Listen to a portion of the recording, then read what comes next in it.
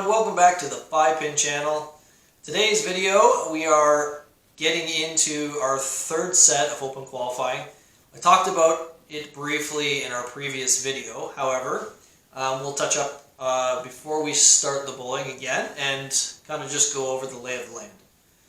So in Metro1, where I'm bowling out of, we do 4 sets of bowling, 7-game sets, and you bowl 3 out of those 4. Now this is set number 3. This would be my second set, and I missed the second date. I was in Ontario, so I wasn't able to bowl.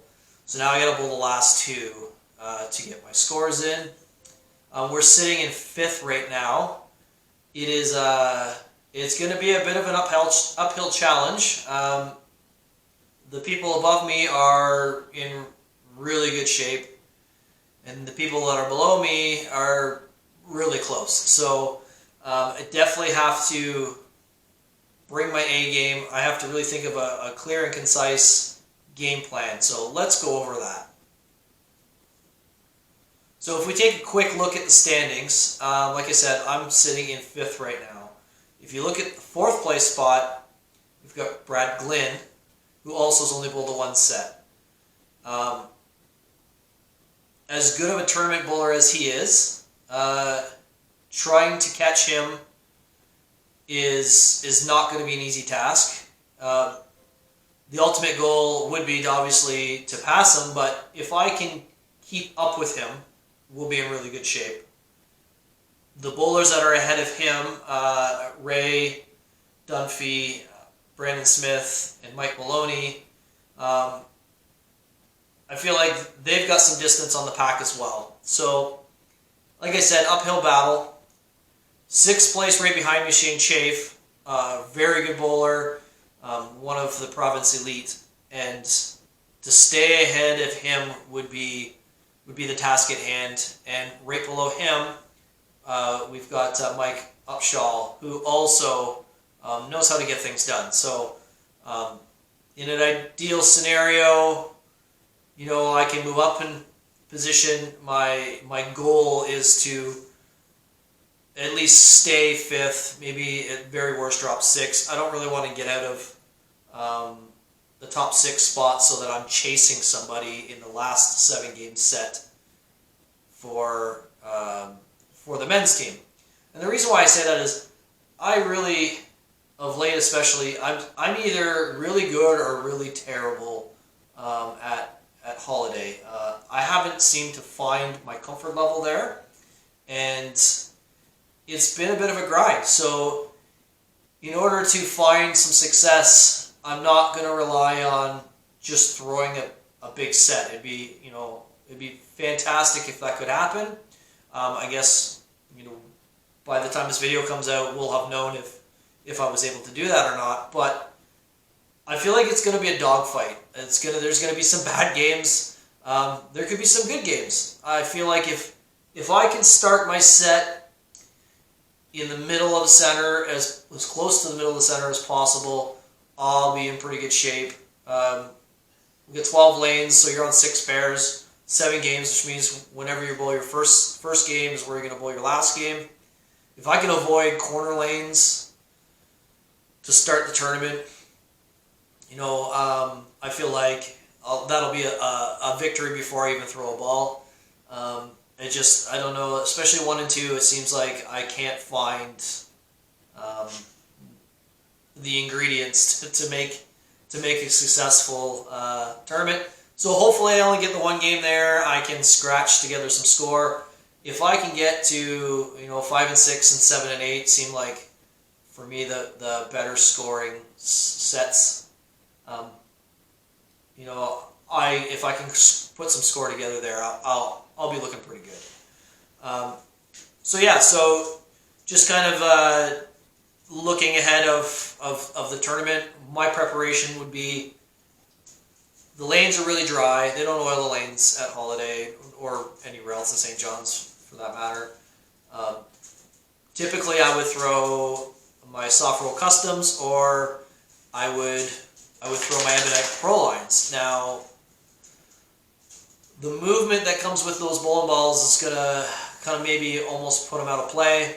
I'm going to start with some Epco Comets that are a little bit harder material. They won't move nearly as much, a little bit easier to control.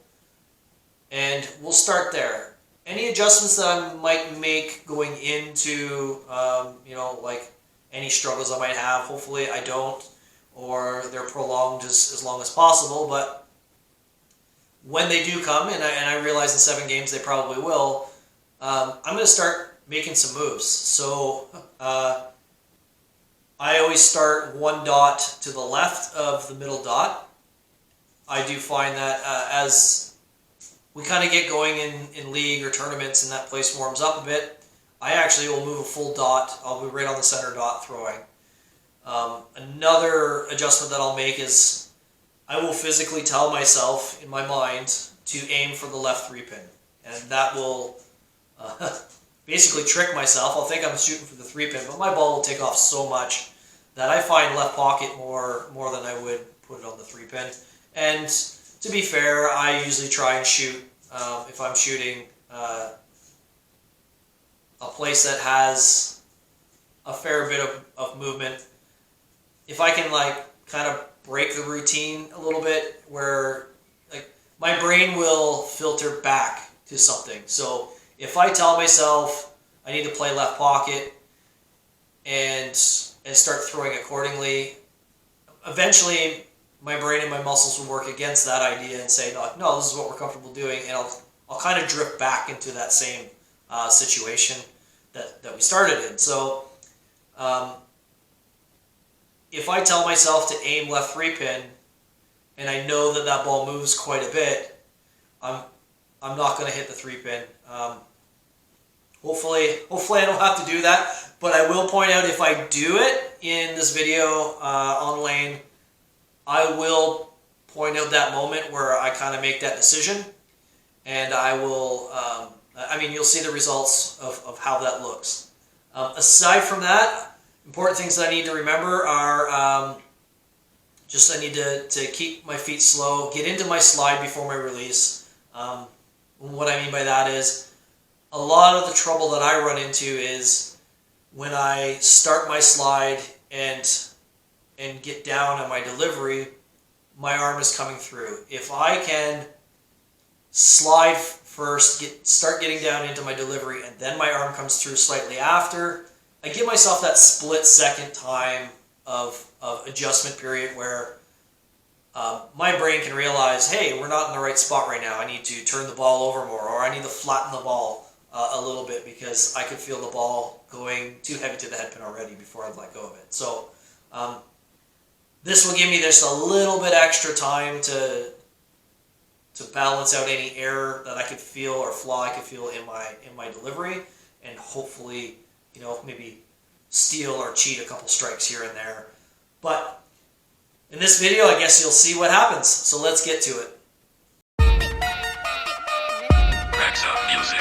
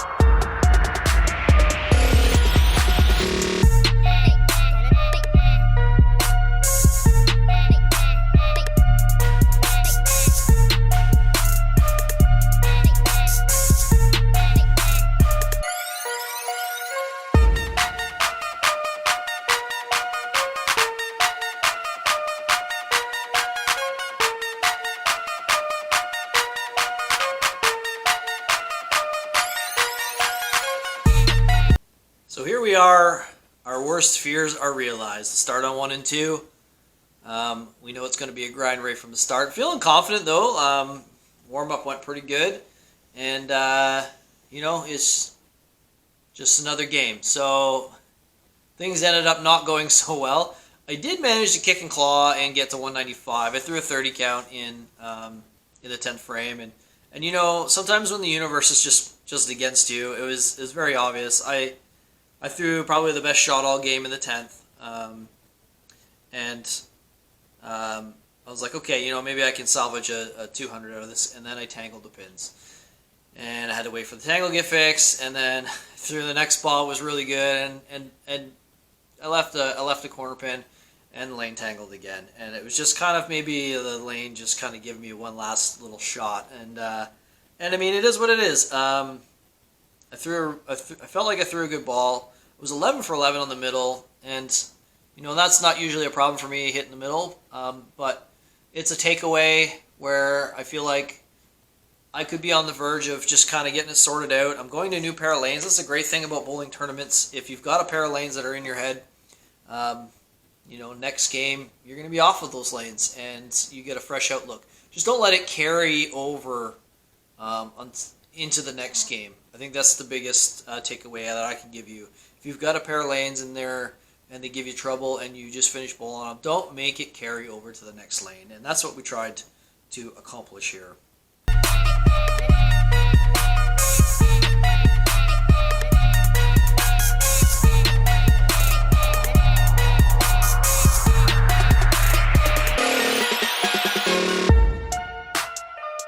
Rex up music.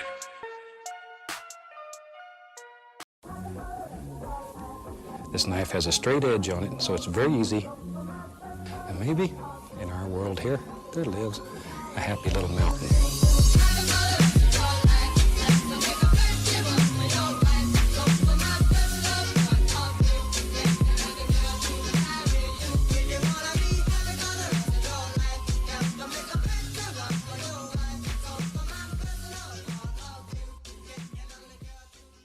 So game number 2, way better, 307. We will take that. And I was saying during game 1 to Shane Chafe that when I'm bowling on 1 and 2, if I can just get to a 500 double, I was speaking more specifically about the next time I go to 1 and 2, where like game 6 and 7, if I can get a 500 double those last 2 games, and I didn't care if it's like 350, 150, 300, 200. I really didn't care. And that's exactly what ended up happening here. I went 195, 307. We're at 502. We're looking good. Because it's a smaller field, it can carry a little bit of momentum now. It just basically wiped that 195 off the board. And, I'm averaging 251 for the day, and things are trending in the right direction. I felt like I found the side of the head pin a little bit better.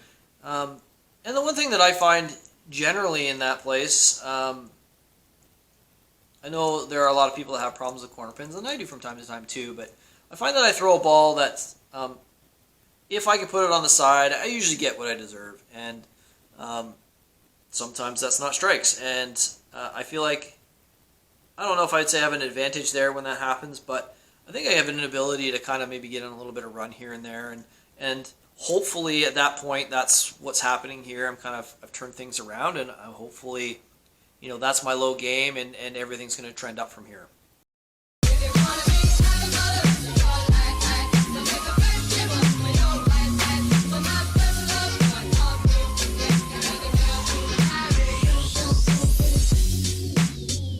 This knife has a straight edge on it, so it's very easy.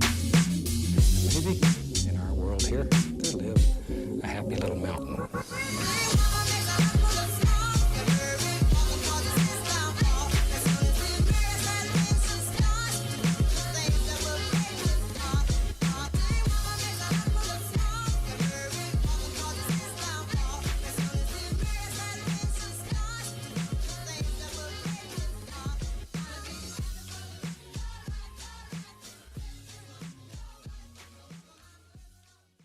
Game number 3, not as good as game number 2, but still a good one. 259. It's not going to hurt me. I felt like I bowled better than I scored that game. I felt like anything that I needed to do, I was successful in doing to make an adjustment. I just, for whatever reason, the score wasn't there. What saved me, or what helped me game 2 was I was able to put some strikes together. And that was kind of my Achilles, I think, this time. I'd throw a strike and get a chop, or throw a strike in the corner, maybe a double and a head pin. So it's tough to get on a run that way, but we're happy where we're sitting. We're looking at 761 for 3. Said it's not that game. That score isn't going to hurt me. I think at this point, it's funny because Brad looks like he's making a move up the leaderboard, and Shane and Mike and myself seem to kind of be hovering in the same spot that we were. And Scott Whelan, who's was just under Upshaw to start, is making a move up, and he's got a good triple to start his first 3 games. Now he's kind of put himself into play with the other 3 of us, so he's a bowler that we have to watch out for. And the beautiful thing is we're all on the same pair, the 4 of us, and that's going to be good for some people, and I think that's going to be bad for some people. Not saying that's how it plays out here, but I find that when I get put on a pair of lanes with someone I'm kind of fighting with, it maybe motivates me a little bit more. I grind a little bit harder, and I feel like it is a benefit for me. I would prefer to have the people that I'm bowling around in the standings on my pair or near me than opposed to being on the other side of the bowling center. So looking good, 761, trying to carry the momentum into game number 4, and let's see how that goes.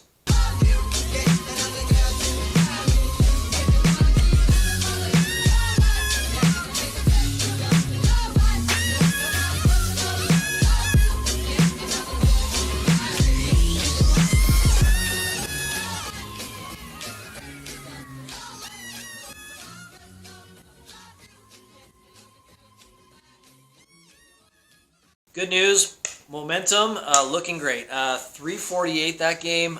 We didn't have any actual recording of the game on camera. We had a battery problem with our camera, and of course I bowl really good. So we'll take that. I got on a bit of run in the middle of the game, which really helped. I threw 5 or 6 in a row there, and definitely helped my cause. And I got 1109 for 4. And I mean, if you told me when I walked into the building that I'd have 1109 my first 4, regardless of how I went about doing it, I'd be ecstatic. And you just basically wipe that 195 completely off the board, and I'm putting together some really good score. I mean, I got over 900 my last 3 games, and I'm starting to make a little bit of a push, trying to get a little bit of a gap in between myself and the people around me, and maybe trying to put myself closer to catching someone above me. And that's all you can really ask for in this situation. Still got a long ways to go. 3 games left today, and let's dive into the next game. Racks up music.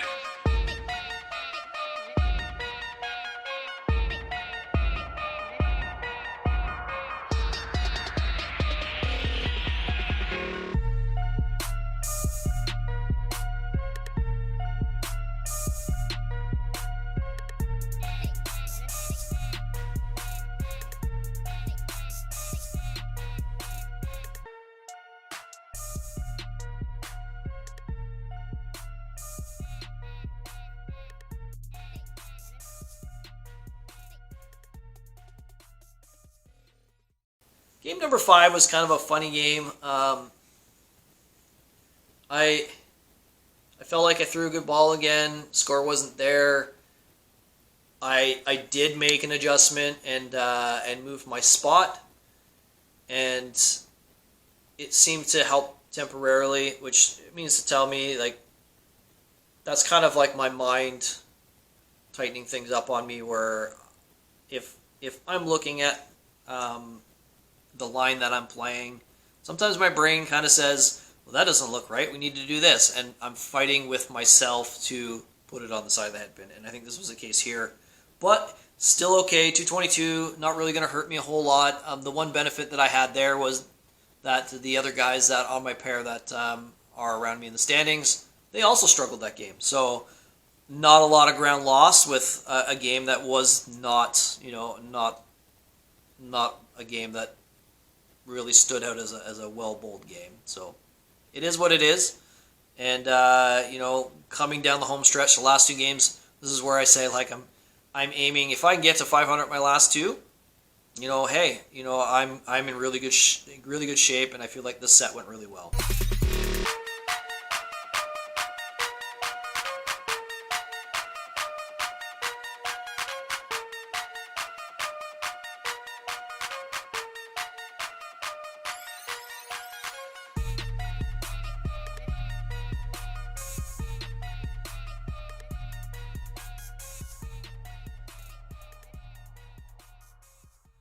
Game number 6 was not a fun one.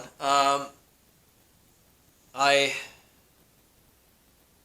couldn't get off the middle. I threw 2 splits that game, and I don't know. It was a tough pair. Shane Chafe had 2 sets of aces that game. Not the setup game for game number 7 that I was looking for, but where I say the problem that I've got on 1 and 2 works against me, I'm going to kind of play reverse psychology on myself going into my last game. And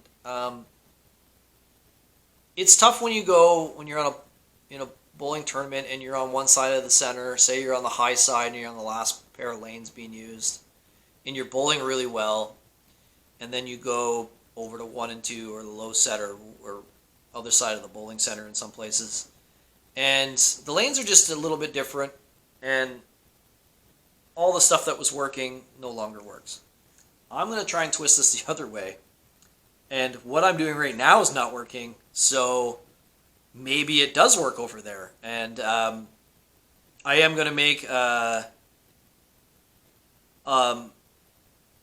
conscious effort in this game to kind of be ahead of the curve, where you're probably going to see a ball change, which I hadn't done for the entire day, but sometimes you got to dip into the bag and pull out some different equipment. So, going into game number 7, we're kind of hanging in there. I'm still feeling fairly confident in my score. It doesn't look like I'm, in any serious danger of putting myself in trouble with this set, and I just got 1 game to go.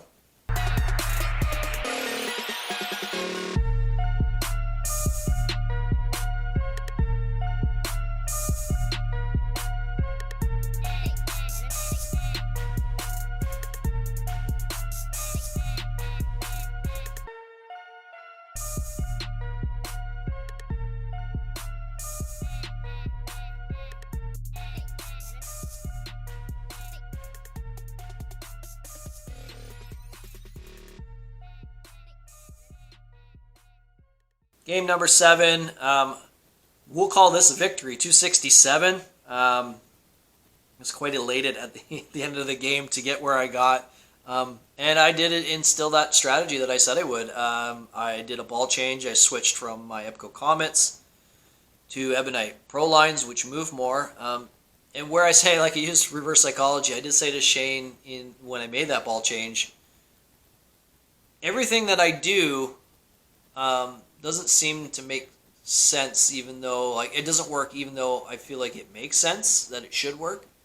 So flipping that, I was going to do something that I felt didn't make sense to do. Like I said, I started the game and it was same old, same old. I was a little heavy on the head pin. Felt like my ball was moving too much. And typically in this situation, I'm going to try and find a way to make the ball move less. Well, I was not buying that. I'm like, I'm going to throw my Ebonite Pro lines because they move more. and let's just see what happens. And luck of the draw, I guess. I definitely not a strategy that I'm going to instill on anyone watching this, or I definitely wouldn't suggest it. But it played out okay, and in good shape again for this set. I bowled exponentially better this set, or scored better this set than I did the first set. Still in 5th place, and the people around me have moved a little bit. Shane dropped down to 7, and Scott moved up to 6. Only a few pins separating them, and then only a few pins separating me from them as well. Scott bowled really well; he threw a lot of strikes, and Upshaw is still in the mix. And 7 games to go. I'm looking to attack. I have some ideas in my head of how to put a really good score together in my last 7 games.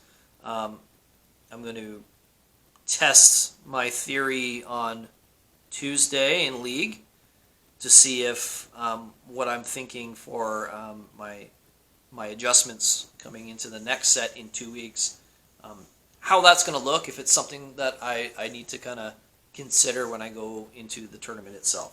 So, just quick look at the standings. Like I said, Brad Glynn, he did what Brad Glynn usually does. He put together a really strong set, moved himself way up there. Dunphy, Glynn, and Smitty, Brandon Smith, I mean, they're in good shape. I don't think they have anything to worry about. Mike Maloney is just above me. I don't think he's got anything to worry about either.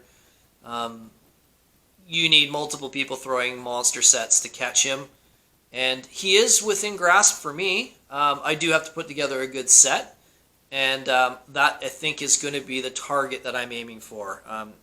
He's done all his games, so I've got a score to look at, and I know where I need to be. And then the guys that are behind me, they all have to bowl with me. So if I can just stay ahead of them and maybe put together a quality set my last 7 games in a couple weeks, then I'm in great shape. Like I said, this is a little different. Like you go to every tournament and you want to win, but top 6 is fine. And if not, 7, 8, 9 is okay too. And I don't think I'm in any danger of dropping out of 7, 8, 9. The goal is definitely 1 through 6. So that's really where I want to be, top 6. I would like to be on the men's team. But, consolation prize, if I end up 7, 8, 9, that's fine too. But I need to go in with a killer instinct. I definitely need to put the hammer down, get some momentum early in my last 7 games, and that's what I'm going to look to do. But yeah, so we'll consider this one a success. I'm glad that you guys are along for the journey, and I'm looking forward to doing the last set as well as a vlog. Jen will be in Ontario that day, so I'm gonna instill my faith in Avery Heath, who worked some of the camera in this tournament as well, and he's gonna have to do the camera work. We did learn a lot of things from doing this vlog, and I do have some ideas on some better application for the actual on-lane work. So once again, thank you for watching. I hope you found this entertaining. If not, leave me a suggestion on what you think will make this channel better, and leave me some suggestions on other content that you might want to see. I'm really looking forward to kind of digging in and adding more content. I'm already working on my next video. It'll be like a pre-tournament prep, post-tournament analysis video. Not maybe specifically with this qualifying in particular, but just things that I do for kind of understanding what works best for me psychologically, and we can go in depth about that. So thank you for watching. Until the next time, good luck and good bowling.